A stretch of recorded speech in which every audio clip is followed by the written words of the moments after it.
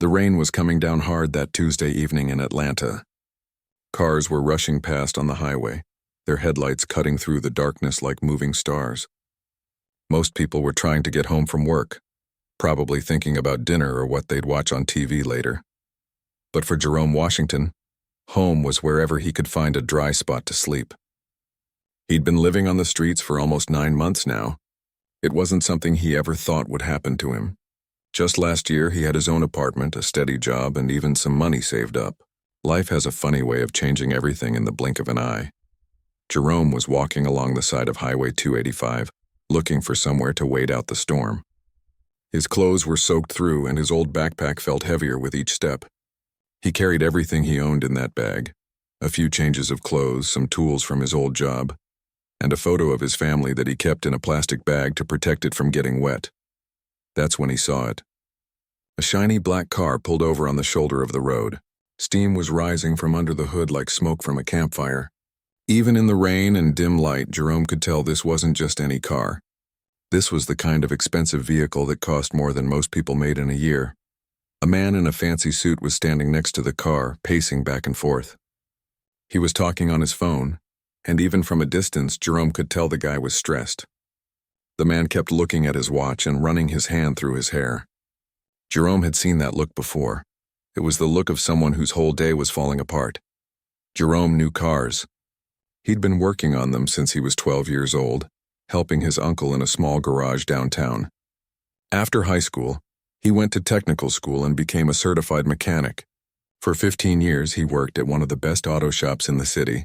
He could diagnose engine problems just by listening to how a car sounded. It was like having a conversation with the machine.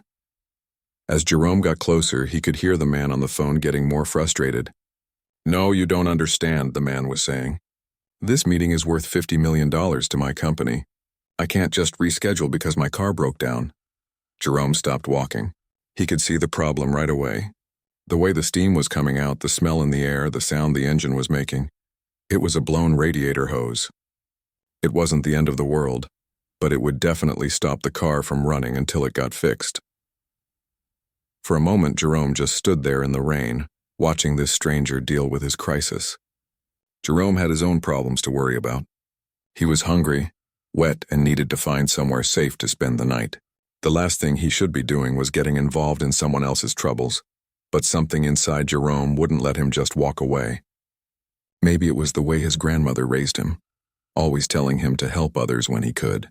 Maybe it was because he remembered what it felt like when his own world came crashing down, and nobody stopped to help him.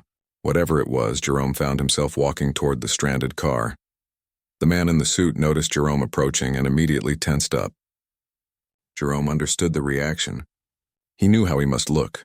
Soaked clothes that hadn't been washed in days, carrying a beat-up backpack, clearly homeless. Most people crossed the street when they saw him coming. "Excuse me, sir," Jerome said politely, staying a respectful distance away. "I couldn't help but notice your car trouble. I'm a mechanic, and I think I might be able to help you get back on the road tonight." The man stopped talking on his phone and looked at Jerome with surprise. His name was David Richardson, though Jerome didn't know that yet. David owned a technology company that made software for businesses.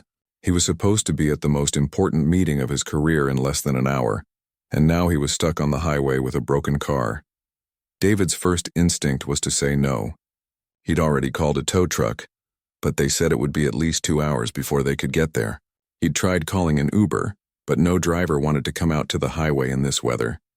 He was running out of options, but accepting help from a homeless stranger seemed risky. "I appreciate the offer," David said carefully, "but I've already called for help." Jerome nodded. "I understand, sir. But if you don't mind me saying, that steam coming from your engine tells me you've got a radiator problem.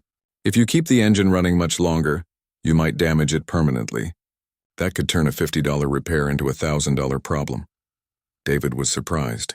This man clearly knew what he was talking about. "You really think you can fix it?" "I can't promise anything without looking under the hood," Jerome said. "But I've been working on cars for over 20 years. If it's what I think it is, I can get you running again tonight. Won't be a permanent fix, but it'll get you where you need to go." David looked at his watch. The meeting was starting in 45 minutes. The tow truck wouldn't arrive for 2 hours. He was out of options, and this stranger seemed to genuinely know about cars. "Okay," David said. "What do you need?" Jerome smiled for the first time that day. "Just need you to pop the hood and maybe turn on your flashlight so I can see what we're dealing with." As David opened the hood, Jerome set down his backpack and rolled up his sleeves. The engine bay was exactly what he expected to see. The upper radiator hose had split open, probably from age and the cold weather. Coolant was everywhere and the engine was overheating. "Just like I thought," Jerome said. "Your radiator hose gave up on you. The good news is it's fixable. The bad news is we need some supplies." David was amazed at how quickly Jerome had diagnosed the problem. "What kind of supplies?" "Duct tape, some wire, and maybe a bottle of coolant from that gas station up ahead," Jerome explained.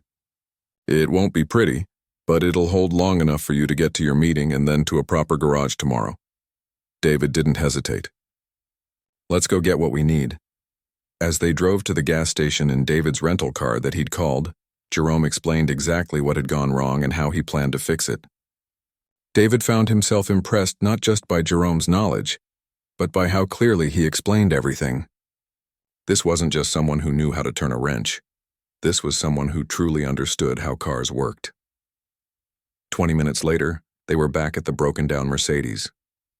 Jerome worked efficiently in the rain, using the supplies they'd bought to temporarily repair the damaged hose. David held the flashlight and watched in amazement as Jerome's hands moved with the confidence of someone who'd done this hundreds of times before. "There," Jerome said, wiping his hands on an old rag. "Try starting her up now." David turned the key and the engine came to life smoothly.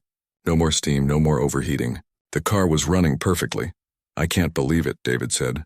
"How much do I owe you?" Jerome was already packing up his tools. "Nothing, sir. Just glad I could help you make your meeting." But David wasn't about to let this stranger disappear into the night without some kind of payment. This man had just saved his biggest business deal, and David had a feeling their paths were meant to cross for a reason. David stood there in the rain, watching Jerome pack up his tools with the same careful attention he'd used to fix the car. The engine was running smoothly now, and David knew he could still make it to his meeting on time. But something about this whole situation didn't feel right to him. Here was a man who had just saved his biggest business deal, asking for nothing in return. David had met a lot of people in the business world who would charge him triple for half the work Jerome had just done. Yet this homeless stranger was walking away like helping people was just something you did. "Wait," David called out. "At least let me pay you something. You just saved me from losing the most important deal of my career." Jerome turned back with a gentle smile. "Really, sir, I don't need anything. Just knowing you can get to your meeting is payment enough for me." David couldn't accept that. In his world, everything had a price, and good work deserved fair compensation. But more than that, something about Jerome impressed him. The way he worked, the way he talked about the car, the way he carried himself despite his circumstances. It all spoke to a level of skill and character that David rarely encountered. "Look," David said, "I know we just met, but I can tell you're not just any mechanic. The way you diagnosed that problem, the way you explained everything to me, that takes real expertise. At least let me buy you dinner. It's the least I can do." Jerome hesitated. He hadn't eaten a proper meal in 3 days, just whatever he could get from the shelter or find in dumpsters behind restaurants. But accepting charity always made him feel uncomfortable. He'd been raised to work for what he got, and these past months of depending on others for basic survival had been harder on his pride than the actual hunger. "I don't want to keep you from your meeting," Jerome said. David checked his watch. The repair had been so quick that he still had 30 minutes before the meeting started. "I've got time. There's a diner right down the road. What do you say?" Something in David's voice told Jerome this wasn't just about paying for a favor. There was genuine interest there, like David actually wanted to spend time talking with him. Jerome couldn't remember the last time someone had looked at him like he was worth having a conversation with. "All right," Jerome said, "but just something quick." 20 minutes later, they were sitting across from other in a small diner booth. Jerome had ordered the daily special, meatloaf with mashed potatoes and green beans. It was the first hot meal he'd had in days, and he tried not to eat too fast. Even though his stomach was growling, David had ordered coffee and pie, but he was more interested in watching Jerome eat than in his own food. There was something dignified about the way Jerome handled himself, even in his worn-out clothes and obvious hunger. He used his napkin properly, said please and thank you to the waitress, and didn't act like the world owed him anything. "So you've been doing mechanic work for a long time?" David asked. Jerome nodded, swallowing a bite of meatloaf. "Since I was 12, really. My Uncle Tommy had a small garage, and I used to hang around there after school. He taught me everything. How to listen to an engine, how to feel when something wasn't right, how to fix problems instead of just replacing parts. That's a rare skill these days," David said. "Most mechanics just hook everything up to a computer and tell you to replace whatever the screen says is broken. Uncle Tommy used to say that computers can tell you what's wrong, but they can't tell you why it's wrong or how to really fix it," Jerome explained. "He taught me to understand the car, not just read the manual." David was fascinated. In his business, he dealt with technology all day long, but he'd never met someone who could diagnose complex problems just by listening and feeling. "Where did you work before? Before you ended up on the streets?" Jerome's expression changed slightly. It wasn't shame exactly, but there was pain there. "I was head mechanic at Premium Auto Care downtown. Worked there for 15 years. It was a good job, good people. But the owner retired and his kids didn't want to keep the business going. They sold the building to developers who wanted to put up condos. What happened after that? I tried to find another job, but it was harder than I expected," Jerome said, stirring his mashed potatoes. "A lot of places wanted younger guys, or they wanted to pay half what I was making before. I had some savings, but they ran out faster than I thought they would. Lost my apartment, then my car, and then..." He gestured at his clothes. "Here I am." David listened without judgment. He'd heard similar stories from other people, but somehow this felt different.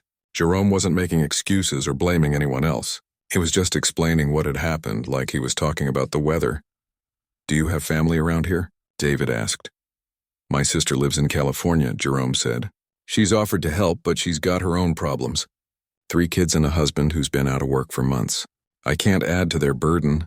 David was quiet for a moment, thinking about his own life. He had a big house, more money than he could spend, and a successful business. But he couldn't remember the last time he'd had a conversation this honest with anyone. Most people in his world were always trying to sell him something or get something from him.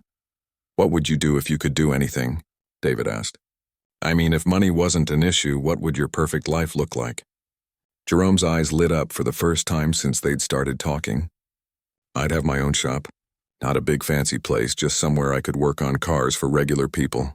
You know, families who need their car to get to work, but can't afford to get ripped off by some dealer who wants to charge them $3,000 for a $500 repair." David could hear the passion in Jerome's voice. "Tell me more about that." "There are so many people in this city who are just trying to get by," Jerome explained. "They've got an old car that needs work, but they can't afford what most shops charge. So they drive around with problems that could be dangerous, or they go to some shady place that does bad work and makes things worse." "So, you'd want to charge less?" "I'd want to charge fair prices for honest work," Jerome said. "And maybe have some kind of program where people could work off part of the cost if they couldn't pay cash. Like if someone needed $500 worth of work but could only pay $300, maybe they could sweep the shop or answer phones or something to make up the difference." David was impressed by the thought Jerome had put into this dream. It wasn't just about having a business. It was about helping people and being part of the community. That kind of thinking was rare in David's experience. "You know," David said, "I might be able to help with something like that." Jerome looked up from his plate, surprised. "What do you mean?" David checked his watch. He still had 10 minutes before he needed to leave for his meeting, but his mind was already working on possibilities. "I run a technology company. We've been looking at ways to expand into different markets, and automotive technology is definitely something we're interested in." "I don't know much about technology," Jerome said, "but you know cars better than anyone I've met," David replied. "And you understand what real people need." That's exactly the kind of insight we're missing. Jerome wasn't sure what David was getting at, but he could tell the man was serious about something. "Are you offering me a job?" David smiled. "Let me get through this meeting tonight and then let's talk tomorrow. I think we might be able to help each other more than you realize." As David got up to leave for his meeting, he pulled out his wallet and left enough money to cover the bill plus a generous tip. Then he wrote his phone number on a napkin and handed it to Jerome. "Call me tomorrow morning," David said. I have a feeling this conversation is just getting started. Jerome watched David walk out of the diner and drive away in his perfectly running Mercedes. He looked down at the phone number written on the napkin and wondered if this was really happening or if he was just dreaming about a better life. Either way, tomorrow morning couldn't come fast enough. Jerome spent most of that night staring at the napkin with David's phone number written on it. He was lying on a thin mattress in the downtown homeless shelter, listening to the sounds of 50 other people trying to sleep in the same room. Some were snoring, others were coughing, and a few were talking quietly to themselves. Normally, Jerome would have fallen asleep quickly. Living on the streets taught you to rest whenever you had the chance. But tonight was different. He kept thinking about the conversation at the diner, wondering if David had really meant what he said about helping, or if it was just something rich people said to make themselves feel better. Jerome had been disappointed before. In the months since he'd lost his job, several people had promised to help him get back on his feet. A former coworker said he knew someone who was hiring mechanics, but the job never materialized. A customer from his old shop said she might have some work for him, but she stopped returning his calls. After a while, Jerome learned not to get his hopes up too high, but something about David felt different. The way he asked questions, the way he listened to the answers, the way he looked Jerome in the eye when he talked, it all seemed genuine. David hadn't acted like he was doing charity work or trying to make himself feel better. He'd acted like he was genuinely interested in what Jerome had to say. When morning came, Jerome waited until 8 o'clock before calling the number. He used the payphone at the shelter, feeding quarters into the slot with shaking hands. He wasn't sure why he was so nervous. Maybe because he wanted this to be real so badly. David answered on the second ring. "Good morning, Jerome. I was hoping you'd call." "Good morning, Mr. Richardson," Jerome said, using the name from the business card David had given him the night before. "I wanted to thank you again for dinner last night." "You don't need to thank me," David said. "I should be thanking you. That meeting went better than I could have hoped. We got the deal, and it's partly because you got me there on time." Jerome felt a small surge of pride. It had been a long time since his work had contributed to something positive. "I'm glad to hear that, sir." "Listen," David said, "I know I mentioned something about working together last night. Are you free this morning? I'd like to continue that conversation, maybe show you around my office." Jerome looked around the shelter. People were starting to wake up, and soon there would be a line for the bathroom and another line for the free breakfast. He had nowhere else to be and nothing else to do. "Yes, sir, I'm free," Jerome said. "Great. Can you meet me at 1247 Peachtree Street in about an hour? It's the Richardson Tech building. You can't miss it." An hour later, Jerome stood outside a gleaming 30-story office building in the heart of Atlanta's business district. He'd walked the 12 blocks from the shelter, partly to save money and partly because he needed time to think about what he was going to say. Jerome felt out of place in his clean but worn clothes, watching well-dressed business people walk in and out of the building. He was about to turn around and leave when he saw David walking toward him from across the street. "Jerome," David called out with a genuine smile. "Thanks for coming. Let's go upstairs and talk." The elevator ride to the 28th floor was quiet, but Jerome couldn't help staring at the city spreading out below them as they climbed higher. He'd lived in Atlanta his whole life, but he'd never seen it from this angle before. David's office was bigger than some apartments Jerome had lived in. Floor-to-ceiling windows looked out over the city, and the walls were covered with awards and pictures of David with important-looking people. But what caught Jerome's attention was a small section of one wall that saw David, running through every detail to make sure he hadn't misunderstood anything. He thought about what it would feel like to have his own apartment again, to wake up in a real bed instead of on a shelter mattress. But mostly he thought about the possibility of doing work that mattered, work that could help people who were struggling like he had been. The next morning came slowly. Jerome was awake long before the shelter started serving breakfast, lying on his mattress and watching the clock on the wall. David had said to call him at 9 o'clock, but the minutes seemed to crawl by. When 9 o'clock finally arrived, Jerome walked to the payphone and dialed David's number with trembling fingers. Part of him was afraid that David would have changed his mind overnight, that yesterday's enthusiasm would have faded in the cold light of day. David answered immediately. "Good morning, Jerome. Are you ready to get started? The relief in Jerome's voice was obvious. Yes, sir. I've been thinking about everything we talked about yesterday. Great. I've been thinking about it too, and I'm even more excited about this project than I was yesterday. Can you come in around 10? I want to introduce you to some of my team members and show you the space where we'll be working. An hour later, Jerome was back in David's office building, but this time, he felt different. Yesterday, he'd been a homeless man accepting charity. Today, he felt like someone who was about to start building something important. David introduced Jerome to 3 of his key employees: Lisa, who managed software development, Carlos, who handled business operations, and Patricia, who oversaw financial planning. Jerome was nervous about meeting them, wondering if they would see him the same way David did. But David had clearly prepared them well. Instead of treating Jerome like a charity case, they asked him detailed questions about automotive repair, diagnostic procedures, and customer service in repair shops. Jerome found himself relaxing as he realized they genuinely wanted to learn from his expertise. The thing most people don't understand about car repair, Jerome explained to the group, is that the diagnosis is usually more important than the actual fix. Any mechanic can replace a part, but knowing which part to replace and why, that's what separates good mechanics from bad ones. Lisa, the software developer, was particularly interested in this. So if we could create software that helped with diagnosis, that would be valuable even to experienced mechanics? Absolutely, Jerome said. Even the best mechanics sometimes run into problems they haven't seen before. Having access to a database of symptoms and solutions could save time and prevent mistakes. Carlos asked about the business side. In your experience, what makes customers trust a repair shop? Jerome thought for a moment. Honesty and education. When I explain to a customer exactly what's wrong with their car and why it needs to be fixed, they usually appreciate that. It's when mechanics just say, you need this expensive repair without explaining anything that people feel like they're being cheated. Patricia nodded. So transparency in pricing and procedures would be a key selling point for our network of shops.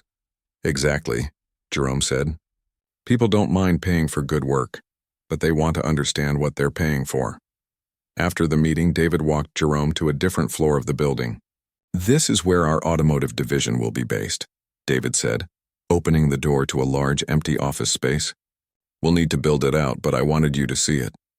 Jerome walked around the empty room, imagining it filled with computers, diagnostic equipment, and maybe even a small garage area for testing.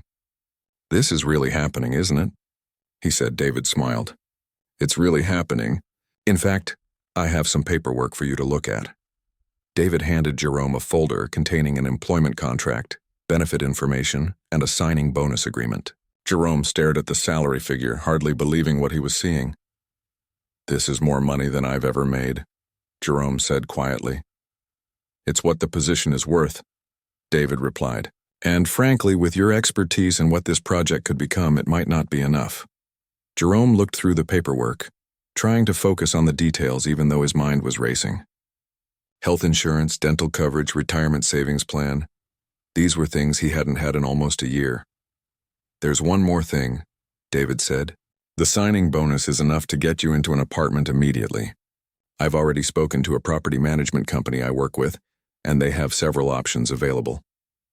Jerome sat down heavily in one of the chairs scattered around the empty office. I don't know what to say. You don't have to say anything right now, David said. Take the paperwork home, read through everything, and call me tomorrow if you have questions. But Jerome, I want you to know that this isn't charity. This is business. I believe in this project, and I believe in you. As Jerome walked back to the shelter that afternoon, he carried the folder of paperwork like it was made of gold. Several times he stopped to sit on a bench and read through the documents again, making sure he hadn't imagined the whole thing. When he got back to the shelter, Pete was waiting for him. Well, Pete asked, how did it go? Jerome showed Pete the employment contract, watching the older man's eyes widen as he read the salary and benefits information. Son, Pete said slowly, this is the real deal, isn't it? Jerome nodded, still hardly believing it himself. I think it is, Pete. I really think it is. That night, Jerome lay on his shelter mattress for what he hoped would be the last time. Tomorrow, he would sign the paperwork and start looking for an apartment. Tomorrow, his new life would begin, but tonight, He wanted to remember this feeling. The moment when everything changed, when hope became reality, when a chance encounter on a rainy highway led to possibilities he'd never dared to imagine. 6 months later, Jerome stood in front of a mirror in his own apartment, adjusting the tie on his brand new suit. He still wasn't completely comfortable wearing formal business clothes, but today was special. Today was the grand opening of the first Second Chance Auto Care shop, and Jerome wanted to look professional for all the customers, community members, and media who would be there.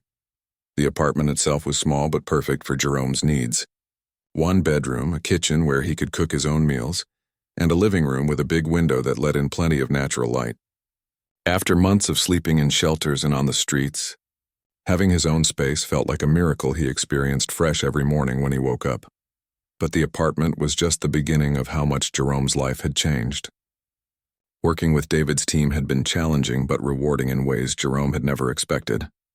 His job as director of automotive development meant he spent his days doing what he loved, on solving car problems and helping people, but on a much bigger scale than he'd ever imagined. The diagnostic software they'd developed together was revolutionary. It could analyze a car's computer systems and translate complex error codes into simple explanations that any customer could understand. Instead of a mechanic saying, "Your car needs a new catalytic converter," the system would explain, "Your car's emission control system isn't working properly, which means it's creating more pollution and using more gas than it should. Replacing this part will fix the problem and save you money on fuel." But the software was just part of what made Second Chance Auto Care different. Jerome had insisted that every shop in their network follow strict guidelines for honest pricing and customer education. Mechanics had to explain every repair in detail and get customer approval before doing any work. Prices were posted clearly, and customers could compare costs with other shops in the area. Most importantly to Jerome, every shop had a helping hand program. Customers who couldn't afford full payment up front could work off part of their bill by helping around the shop, or they could set up interest-free payment plans. Some customers swept floors or organized part storage. Others helped with filing or answered phones. A few even assisted with simple repairs under supervision, learning valuable skills in the process. The first shop was located in a working-class neighborhood where many families struggled to afford car repairs. Jerome had chosen the location carefully, remembering what it felt like to worry about whether his car would make it to work, or whether he could afford to fix it when it broke down. As Jerome drove to the shop that morning, he thought about how different his commute was now compared to 6 months ago. Instead of walking from shelter to shelter looking for food and a safe place to sleep, he was driving his own car to a job he loved. It wasn't a fancy car, just a reliable used Honda that he'd bought with his first paycheck. But it represented independence and stability. When Jerome arrived at the shop, David was already there along with several other members of their team. The shop itself looked exactly like Jerome had dreamed it would. Clean, well-organized with modern diagnostic equipment alongside traditional tools. Large windows let customers see into the work areas, and a comfortable waiting room had chairs, magazines, and even a play area for children. "Big day," David said, greeting Jerome with a smile. "Are you ready for this?" Jerome looked around at the shop they'd built together and nodded. "I've been ready for this my whole life. I just didn't know it until 6 months ago." The grand opening ceremony started at 10 o'clock. Jerome was surprised by how many people showed up. There were customers from the neighborhood, other business owners, city council members, and even a reporter from the local news station. But the people Jerome was most happy to see were the 5 mechanics they'd hired to work at the shop. All 5 mechanics had stories similar to Jerome's. There was Robert, a veteran who'd struggled to find work after returning from Afghanistan. Maria had been unemployed for 8 months after her previous shop closed. Calvin was a young man who'd learned to work on cars in high school, but couldn't afford the training to get certified. Linda had 20 years of experience but had been laid off when her shop was bought by a large chain. And Tony was formerly homeless like Jerome, though he'd been living on the streets for much longer. Jerome had been involved in hiring all of them, and he'd made sure they understood that Second Chance Auto Care was about more than just fixing cars. They were building something that could help their entire community. When it was time for speeches, Jerome stepped up to the microphone that had been set up in front of the shop. He looked out at the crowd and saw faces that reminded him of his own journey. People who worked hard but sometimes struggled to get ahead. People who needed their cars to get to work but worried about being cheated by dishonest mechanics. 6 months ago, Jerome began, I was homeless. I was living in shelters and on the streets, wondering if I'd ever get the chance to work as a mechanic again. I felt like the world had forgotten about me, like I didn't have anything valuable to offer. Jerome paused, looking at David in the crowd. Then one rainy night, I met someone whose car had broken down on the highway. I fixed his car, and in return, he fixed my life. But more than that, he gave me the chance to help fix other people's lives too. Jerome gestured toward the shop behind him. Second Chance Auto Care isn't just about car repairs. It's about giving people second chances. Second chances for honest mechanics to do good work. Second chances for customers to get fair treatment. Second chances for people who are struggling to get the help they need. Jerome explained the shop's Helping Hand program, describing how customers could work off part of their repair costs or set up payment plans. He talked about the diagnostic software that would help customers understand exactly what was wrong with their cars and why repairs were necessary.